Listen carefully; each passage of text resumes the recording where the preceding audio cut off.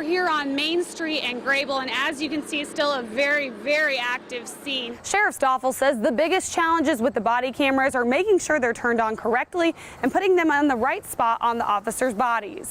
Thornhill is closed between Lima and Coliseum. The first day of school here at Forest Park Elementary is just about to get started. I'm going to step out of the way here just so you can get your daily dose of adorable. And what we all know, the end result of this case is Haley Nelum's tragic death. Today's testimony is very much focused on the events leading up to the crash. We sat and watched the trial from beginning to end, and we can tell you it's been a very long and emotional 8 days inside the courtroom. You can still see a lot of flooding here along the St. Mary's River in downtown Fort Wayne. Hi everyone, we want to update you on a situation going on Haywood Cove right now. That's on the north side of Fort Wayne. We're standing in the front yard of this home on Gonzer Street, and it's hard to believe that less than 24 hours ago, a house, a typical ranch-style house, stood here. And I've got to tell you, the people we talked to are so genuinely excited and happy to be here, and we're more than happy to tell us why they think Dr. Carson should be our next president. If you're wondering who or what to blame the smell of your water on, we can tell you it has nothing to do with what goes on here at the city's water filtration plant. Instead, point your fingers to this. The snow and ice melting quickly into the river is our culprit. The majority of voters here in Paulding County, around 70%, said no to issue 3 to legalize marijuana. Some challenges are a lot harder than others. Some say the hardest part about this one is just walking and talking at the same time. The trial of a man accused of killing his mother-in-law started this morning, more than 2 years after the crime. Freddie Alcantar Jr. faces a murder charge in the stabbing death of 59-year-old Deborah Jones. News Channel 15's Sara Wagner is covering this case. She joins us live from downtown Fort Wayne with a recap of the trial so far. Sara. Day 1 of the trial started here at the Allen County Courthouse around 9:30 this morning. It was a very intense day here at the courthouse. We saw more than 50 pictures and videos of the crime scene. As you can imagine, those were very, very graphic and incredibly difficult for the jury and those in the courtroom to watch.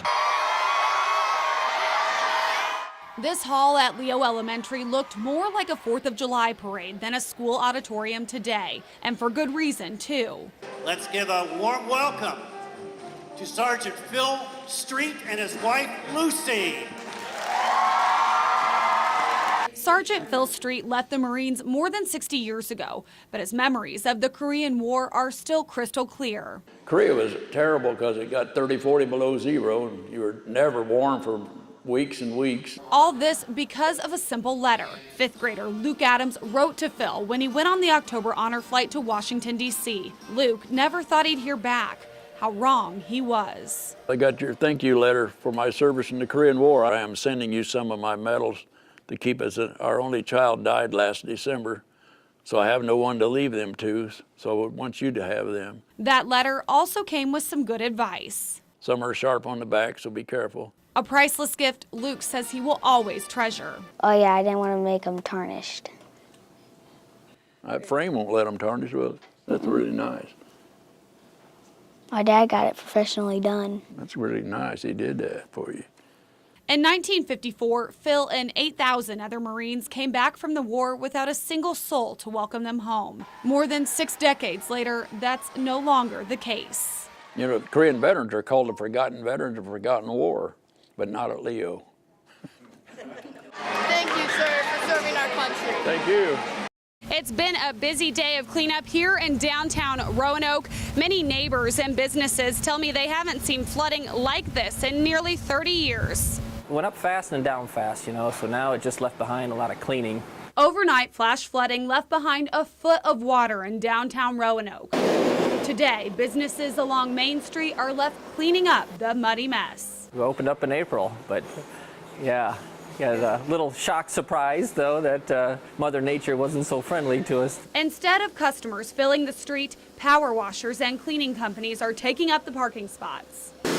Rex Ottinger started Rex's Barbershop in Roanoke 52 years ago. Just a plain old-fashioned barbershop. He says he hasn't seen this kind of flooding since 1989. At that time, we had water up to the mop board, and it was not that deep this time. While Rex is closed for business today, he says his shop has still been full. You wouldn't believe how many people have stopped in to try to help, we're almost getting in each other's way. Even with the damage, Rex considers himself one of the lucky ones. There's some places in town that really got flooded worse than we did downtown. A lot of the side streets in Roanoke saw extensive damage last night, including 5th Street here. Neighbors tell me they had several feet of water in their homes, and a lot of them don't have flood insurance. Carry my kids on my shoulders out and then come back and float anything you can in Rubbermaid totes down the street. You can still see the water line on Scott Proffitt's curtains. His family's house has severe damage and his 3 cars are destroyed after water completely flooded them. We've met more neighbors today than we ever have. Everybody's coming together today. Business owners tell me they just hope to have everything cleaned up and ready to go for several big events that will happen here in the next few weeks. Reporting in Roanoke, Sara Wagner, News Channel 15. Here in Van Wert County, it's really a mix of emotions when you talk to people about Governor John Kasich making a run for the White House. Today, we got to hear the good, the bad, and just the plain and different.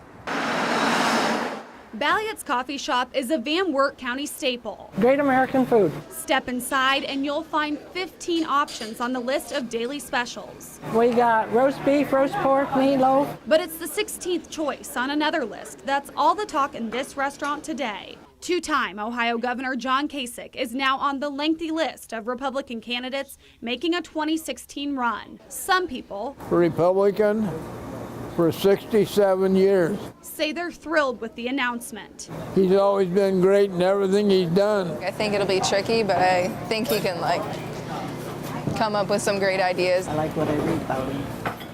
I do too, and I hope he brings good morals back to our country. While others have their reservations. He wouldn't be my top choice, but he would be among the top few.